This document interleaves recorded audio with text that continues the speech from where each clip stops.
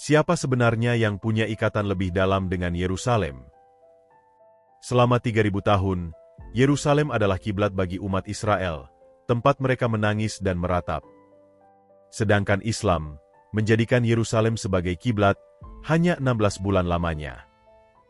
Untuk mengetahui kebenarannya, silahkan tonton video ini sampai akhir dan temukan jawabannya.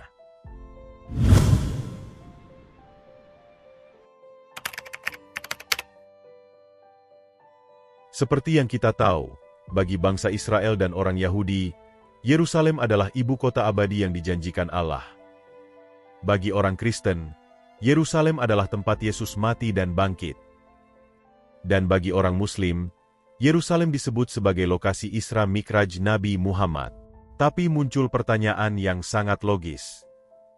Kalau orang Israel sudah berdoa menghadap Yerusalem selama 3.000 tahun, sedangkan orang Muslim hanya sekitar 16 bulan lamanya. Ada pertanyaan untuk direnungkan. Bagaimana mungkin Islam mengklaim ikatan yang lebih dalam dengan Yerusalem dan tanah Israel? Coba bandingkan dengan Israel.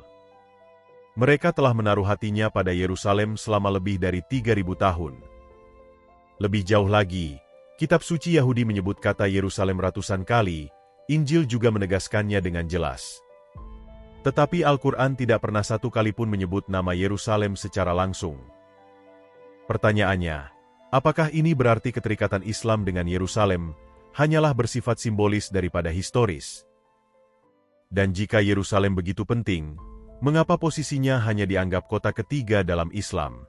Sedangkan bagi Israel, Yerusalem adalah nomor satu yang tak tergantikan sebagai pusat iman dan sejarah bangsa mereka.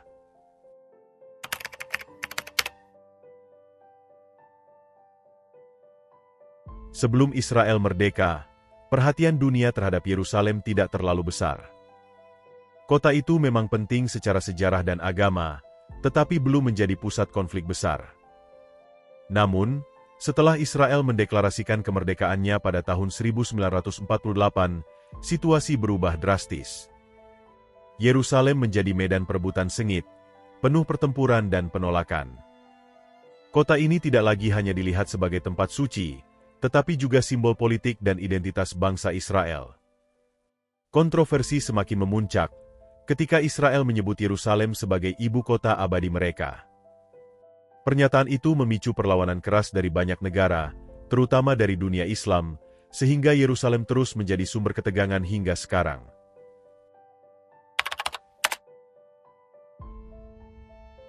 Pertanyaan besar muncul.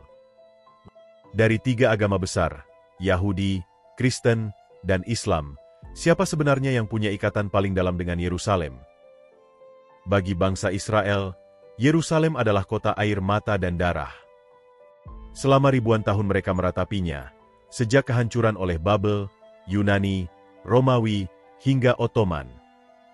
Yerusalem adalah memori kehilangan dan kerinduan. Setiap tahun umat Israel memperingati runtuhnya Bait Suci dengan doa dan ratapan. Bahkan dalam pernikahan Yahudi, segelas kaca dipecahkan sebagai simbol duka atas Yerusalem. Bagi orang Kristen, Yerusalem adalah kota keselamatan. Disinilah Yesus mati dan bangkit.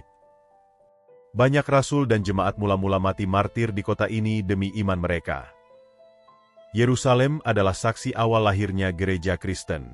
Sedangkan bagi umat Islam, Yerusalem dikenang sebagai simbol kejayaan penaklukan dan kekuasaan masa lalu, terutama dengan berdirinya Masjid Al-Aqsa dan Kubah Batu.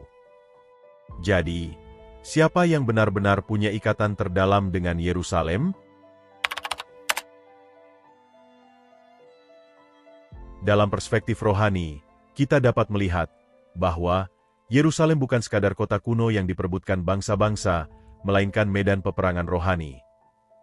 Sejarah mencatat, kota ini terus diperebutkan tanpa henti. Tapi mengapa? Karena Yerusalem dipilih Allah sebagai tempat namanya berdiam, dan Israel dipilih sebagai umat yang membawa berkat bagi dunia. Karena dua fakta ini, membuat iblis sangat membencinya. Iblis tahu bahwa dari Yerusalem mengalir rencana keselamatan Allah. Karena itu, ia selalu menyalakan konflik, menabur kebencian, dan memicu peperangan. Perebutan Yerusalem yang sesungguhnya Bukan hanya konflik manusia, tetapi bagian dari strategi iblis untuk menggagalkan rencana kekal Allah. Kesimpulannya, Yerusalem selalu menjadi pusat perhatian karena tiga agama besar merasa punya ikatan dengannya. Namun jika kita melihat sejarah, bangsa Israel sudah berdoa menghadap Yerusalem selama lebih dari 3.000 tahun. Kota ini adalah pusat kerajaan Daud dan Salomo, serta tempat bait suci berdiri. Di sisi lain, umat Islam menjadikan Yerusalem sebagai kiblat hanya sekitar 16 bulan sebelum akhirnya berpindah ke Mekah. Nah, pertanyaannya adalah, manakah yang lebih logis dan lebih kuat? Ikatan ribuan tahun Israel, atau klaim spiritual Islam yang muncul kemudian? Bagaimana menurut Anda? Silakan jawab di kolom komentar.